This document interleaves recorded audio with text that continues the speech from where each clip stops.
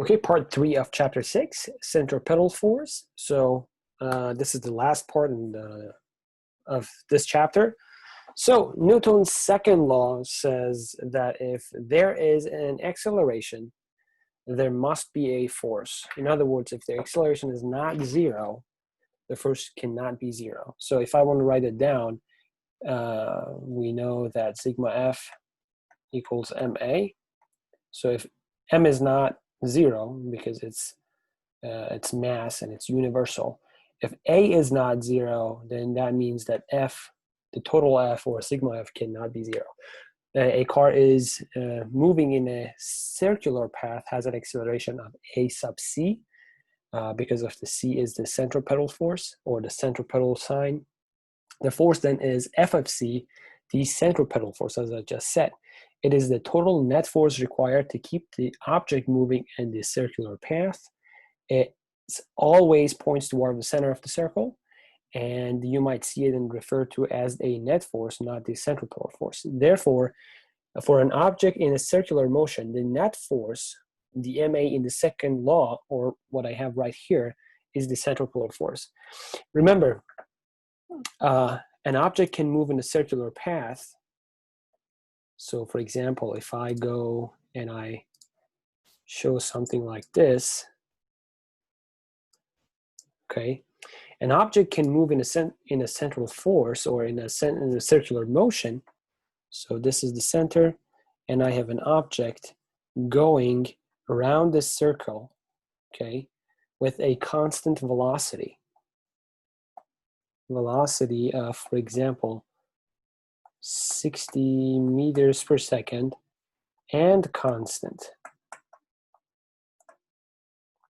So if that's the case, if the velocity is constant, then the question is A equals 0? Is that right? We know A is delta V over delta T, and V is a vector.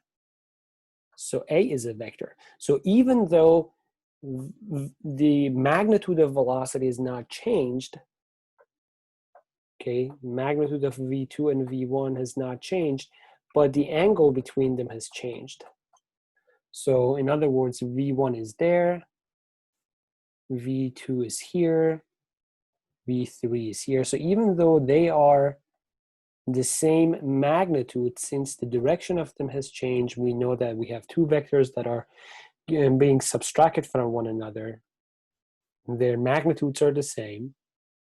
So you can find, since the angle is not zero between them, there is an angle between them, then you can find the delta V, and hence, if you have the delta V, then you have acceleration. So even though an object is moving with a constant velocity in a circular path, the acceleration is not zero. The acceleration is there because velocities, the magnitudes of V1 and V2 are the same, but the angle between them has changed. Okay, so also have that in mind. Okay, so, and this is a formula that you need to remember. You don't need to derive this equation. So F of C, or centripetal force, is ma, as we know, but this A, or A of centripetal, or towards the center, or A of C, is V squared over R, and this R is the radius of the circle. Okay, so this A is V squared over R, all right, and it has come from the fact that an object is moving with a velocity of V around the circle, and the radius of the circle is R. So a car going around a curve at a constant speed. Remember, the constant speed, the A of C is not zero, okay, because the angle has changed. If the radius of the curve is smaller or tighter, how does the force change? So in other words, if I reduce this R, then the force will increase, and it's something that we understand. Does it make sense?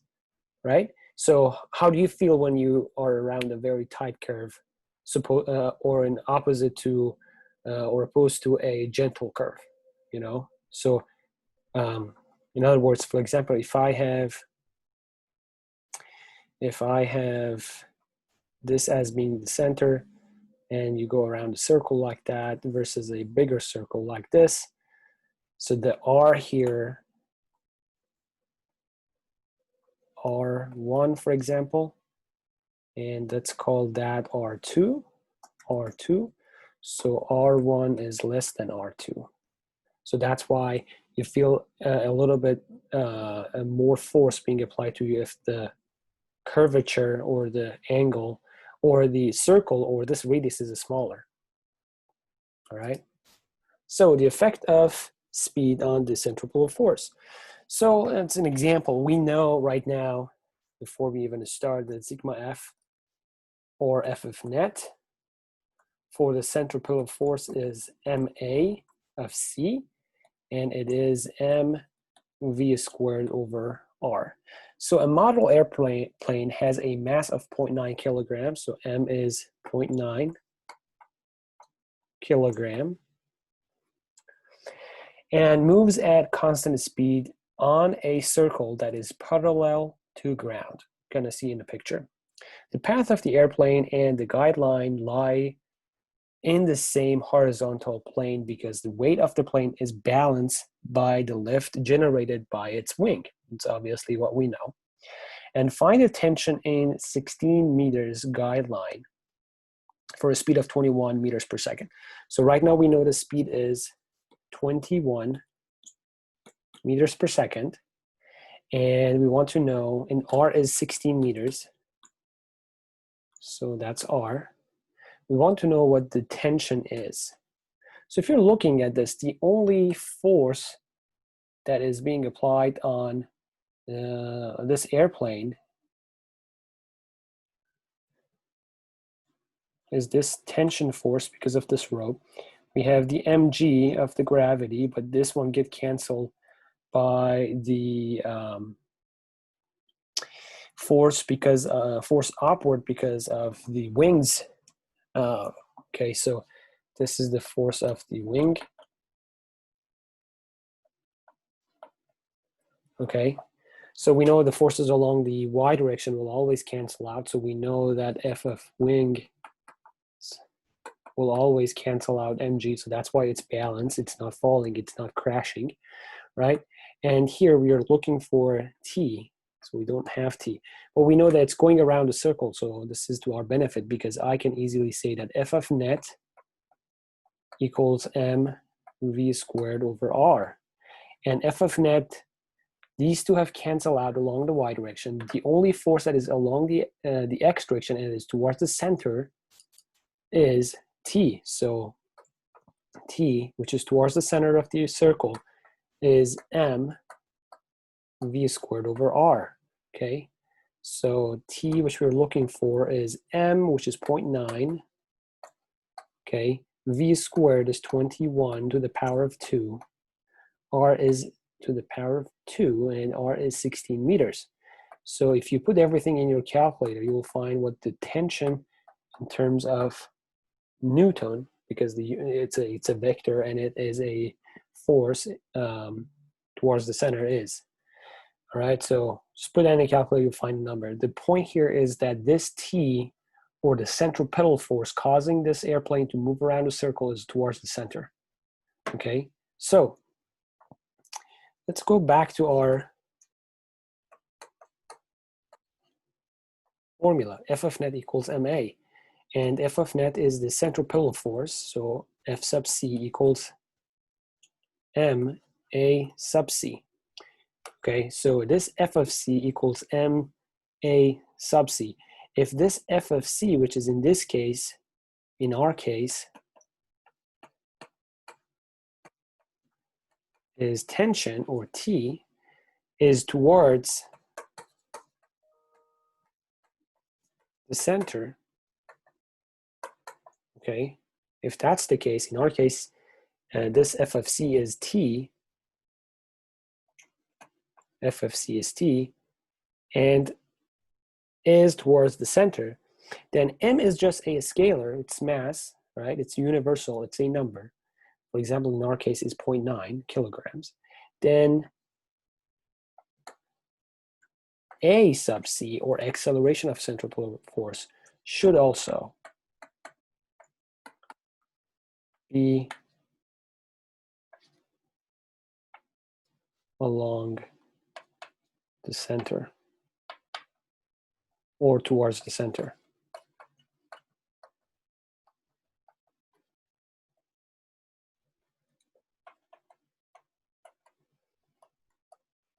If that makes any sense to you, because F is along the center, so F is a force, and A sub c is also a force towards the center. Okay, so figure A, something that you need to be very cautious about. So figure A is showing you, shows a correct free body diagram for a body in a uniform circular motion. Figure B shows the common error that people make.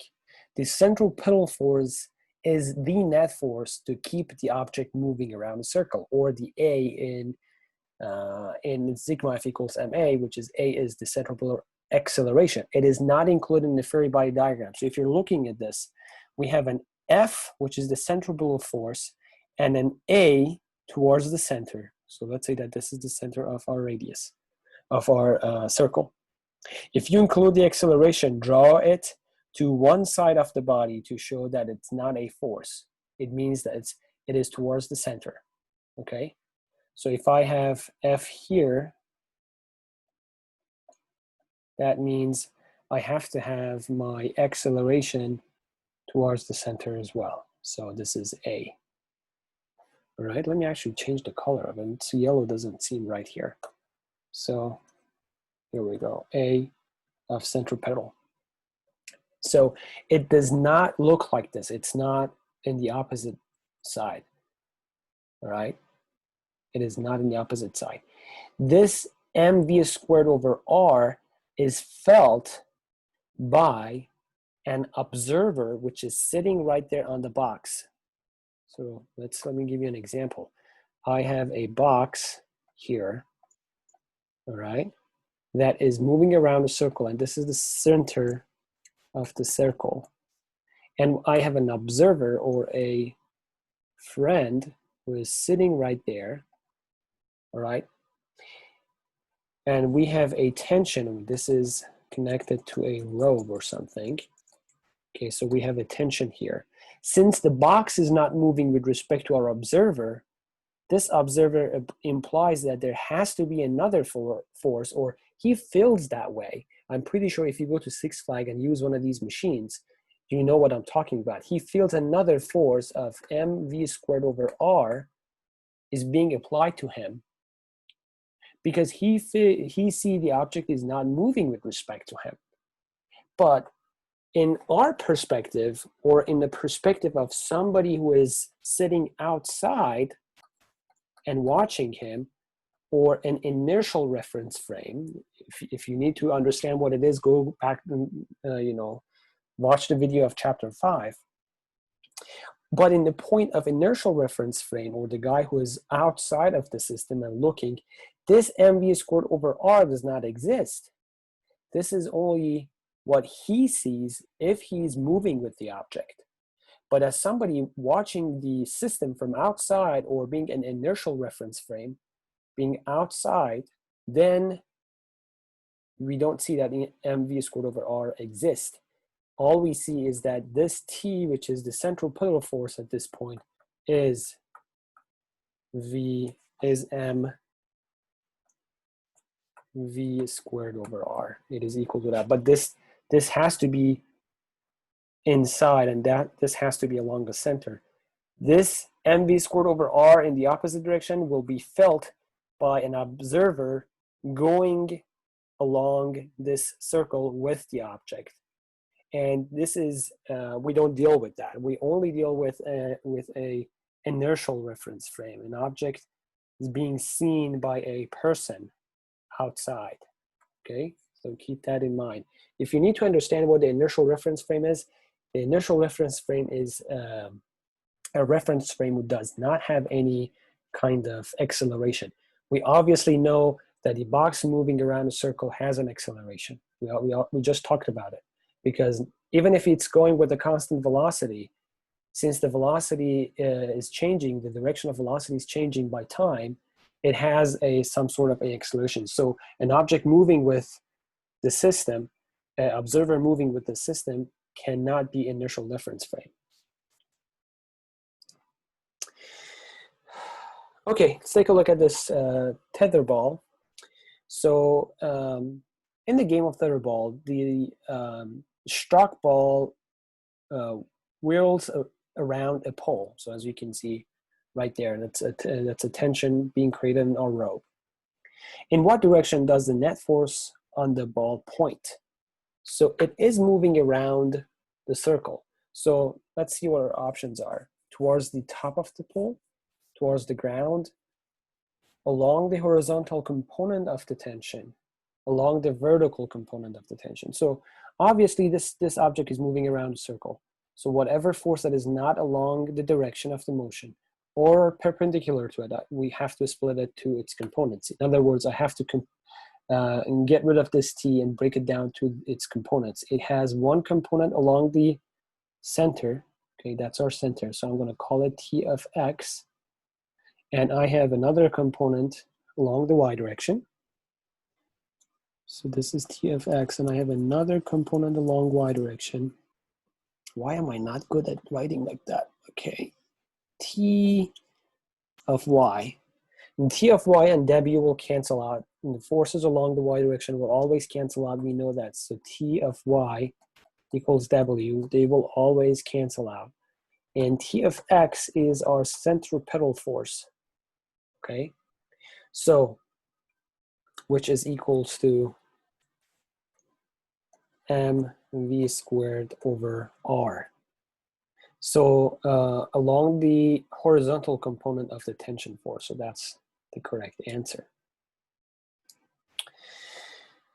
Banked curve. A car on the horizontal circular path is kept on the path by friction. We know that because if your tires are ran out and you're not very good anymore, you're gonna slide. And because it does not create enough friction between your tire or your car and the road.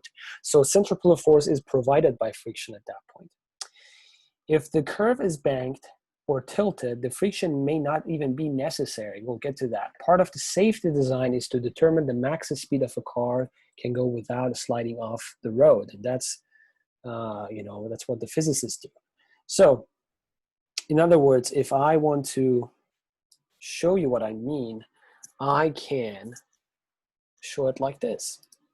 So if I have a curve, so let's see.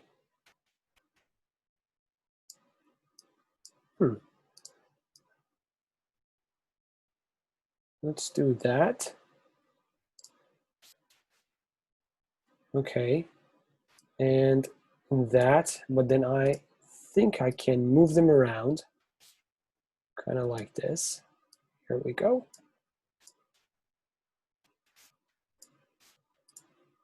All right, so let's say that this is our road. All right. And then I have a car right here. So that's our car. And our car is actually, let's say that this is our wheels, and it is coming forward. So the car is coming forward. So I have a mg down there, and I have a normal force up there, okay?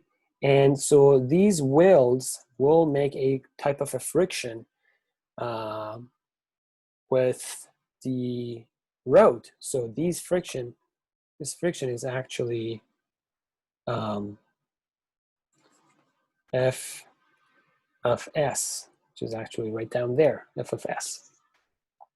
So, because it's a static, it's not a sliding, right? So it has to be some sort of a static friction. The car wants to move in this direction, the direction that the car wants to move, the direction that car wants to move,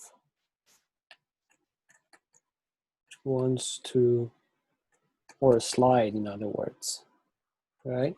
So that's the direction that car wants to move. That's why the friction is the opposite direction. So this friction is creating a centripetal force for us. In other words, this if S is MA, and it's towards the center, so that's the center of the road. Okay, so let's say that this is R. So in other words, Fs is mv squared over R. All right, so we know what Fs is. Fs is mu s dot n equals m v squared over R. Well, mu s is n is mg, correct? Is m v squared over R. We can cancel out m from both sides. All right, so you have mu s times g equals v squared over R. So you can find mu s. So based on the mu s and the road, you can determine what type of tire you need for your car in order to not slide or to be at the edge of the sliding, and find the maximum, maybe even based on the type of material that you're using for your car or for your tire. You can find the maximum speed that a car should have before sliding off the road. So if the road is a little bit tilted, you don't even need to have a lot of friction. You don't even need to have a lot of. So remember, the friction here, F of S, is causing the centripetal force and is causing that the car is moving around a circle or in a circular path, okay? But if the curve, if the path of the car, or if the road is a little bit banked or is a little bit tilted, you don't even need the friction or static friction in order to keep your car in in the circle. And this is exactly what's happening in the racing cars. If you go to a race, if you go to a car race, and if you see it, the road is a little bit tilted to create that type of theta that is required here. Okay, so drive the angle theta needed to the need for the car to stay in the path without friction, give a particular speed and curve radius. So we're looking at this, right? And we immediately see that the car is tilted. The mg is towards the center of the earth, so it's down. The normal force is like that because the normal to the surface, so the surface is tilted, so that's why our normal force is a little bit tilted, okay? And that's the angle theta here. So this is the same angle right there. All right, so I am going to break down everything to x and y components. So if I want to do that, let me actually go ahead and create the x and y component. So I have my x component or x direction here, and I have my y direction here. So, okay, so if I want to write it down, then I would have my y value here. It's my y, and it's my x. So this is x, and that is y. All right, so which forces are not along the x and y direction? So immediately what you can see is that your f of n is not along the x and y, but your mg is along the y direction or negative y direction. In other words, you have to get rid of your f of n, or you have to break it down to its components, okay? So f of n has a f of n or n times cosine theta along the y direction, and f of n has a fn or n times sine theta along the x direction. Okay, so right now when I break it apart to its components, I can just get rid of this f of n, and I don't need it anymore. All right, so in other words, I can just get rid of this f of n right there, and I have f of n along the y direction and f of n along the component along the x direction. Okay, so we know always the forces along the y direction will always cancel out. This is not something new to us. We've seen it a million times so far. So f of n along the y direction should be equal to mg. In other words, if I wanted to write it down, I'll have f of n cosine theta being equal to g, okay? So if that's the case, then I have no force along the y direction. And we already know that because the object is not moving along the y direction. So all the forces should cancel out. What else do I have? I have, and along the r direction, along the x direction, I have sigma f equals ma. So I will have n, or f of n,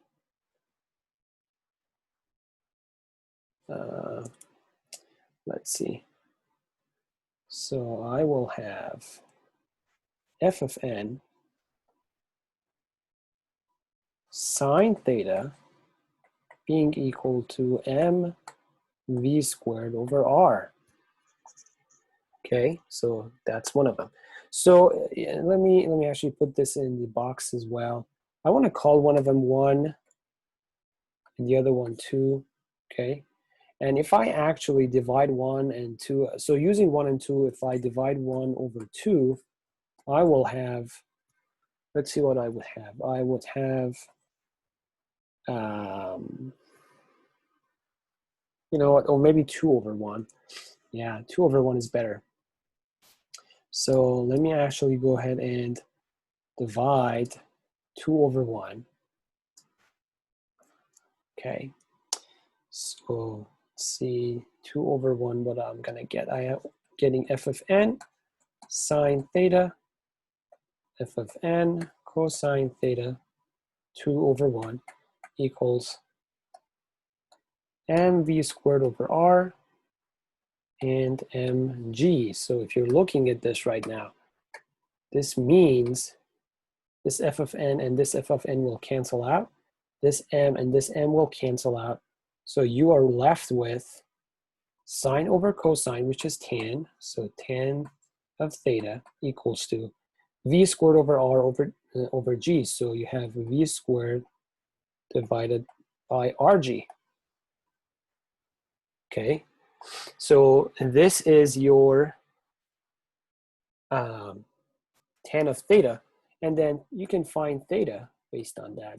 Theta is tangent -1 v squared over rg. So this is the minimum angle required to keep the car moving in a circular path, even if you don't have enough friction between the tires and the road. So this is the minimum requirements if there's no friction. In other words, if the tire is not in a very good shape, and it's literally just getting flat, you can still drive with it without sliding off if you have this much of an angle in the road. All right. So in other words, if you want to find using this, so this is the min angle required. All right. So using this, I can write something like this. I can write v squared equals rg tan of theta. Or I can write it as v being under the square root rg tan of theta. So that's what I can do. I can find a velocity as well. So this is the maximum velocity, the max velocity before sliding,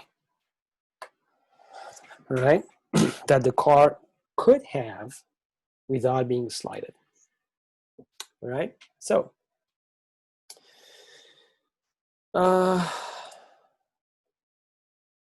yeah, so as I said, tan of theta is v squared over rg. Check the last slide, which is exactly right here. Tan of theta is v squared over rg. And a is v squared over r, and this a is the centripetal acceleration towards the center, which is like that, towards the center, because f of r or f of c is towards the center. So f of c is towards the center, and it is mv squared over r, or this v squared over r is exactly this guy, okay, towards the center, towards the center. All right. So example number 10, and I am not going to solve it. I want you to do the same thing as I did here for the car. It's literally the same thing. All you need to do is to apply the same concept as I just talking about, and writing the same formulas. I'm going to read it for you to make it a little bit more understandable. So your suitcase exists in the carrier belt and lands on a slow baggage carousel and in Lombard International Airport, so in St. Louis, right? So unfortunately, it gets stuck in the middle of the slope and does not travel all the way down to the slope edge of the carousel. If the bag travels around the carousel with a radius of 10 meters, so we already know what the radius is here. So R is 10 meters, okay? In other words, if you're looking at this, that's the R that we're having here. And with a radius of 10 meters at a constant speed, so we know the speed is constant, but it doesn't matter, right? Because it's moving around a circle.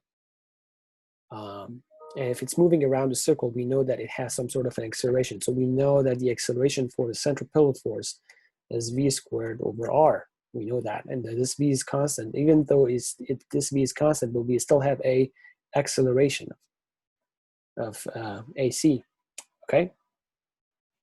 The coefficient of static friction between the suitcase and the carousel is 0.82. So mu s is 0.82. We know that. And the slope makes an angle of 30 degrees. And theta here, right there, or this theta in other words, theta is this as well. This is theta. Okay, so theta is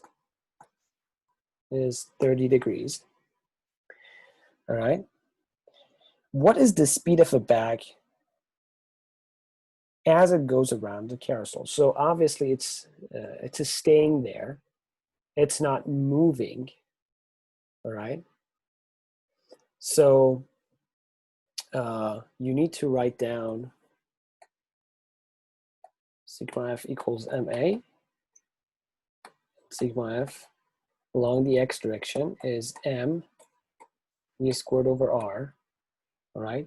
So you have you have everything. All you need to do is to identify which forces are along the x direction.